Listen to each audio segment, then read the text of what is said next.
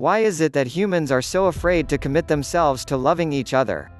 People are afraid of the society they live in.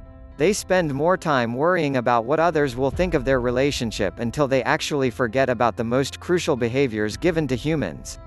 It has often been said that if you love, you might be considered naive. When you are happy, then you are just simple and not worth taking serious. If one is generous and care for the welfare of another, they are considered suspects. Forgiving is a sign of weakness. Developing trust in others, you are likely to be considered a fool.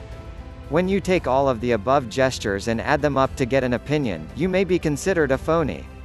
People need to realize that in order to form a relationship there are so many actions to take into consideration. One needs to know about love, compassion, tenderness, caring, sharing and how to relate to another. Without these fine features, life is empty though you may be in the best of health. You may have a very comfortable home and your life still is empty. Even though many humans know this behavior, they spend very little time trying to correct their behavior. Today, you can find many people that are so sophisticated that they can't admit to the confusion and unhappiness that they have let their ego get them into. This can be devastating to a relationship. Learning to share your love with another can be very overwhelming. Humans have such little faith when it comes to the flow of life. There is always that need for permanency or continuity, when the only unchanging quality in life as in love should be growth and freedom. Even though so many humans are afraid of a relationship, you still find ill-equipped humans forming friendships, marrying, and raising families with no resources to meet the overwhelming demands they may have to face head-on.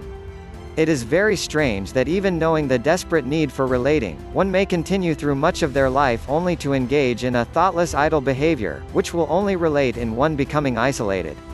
There may have been weeks or even months that you may have been happy and full of joy, and then it happens. You began to wonder, why is it that this relationship is no more? How could this have been overlooked? Was it harder then, or now? These are just a few questions one may ask after a relationship has failed. Don't be afraid of loving relationships.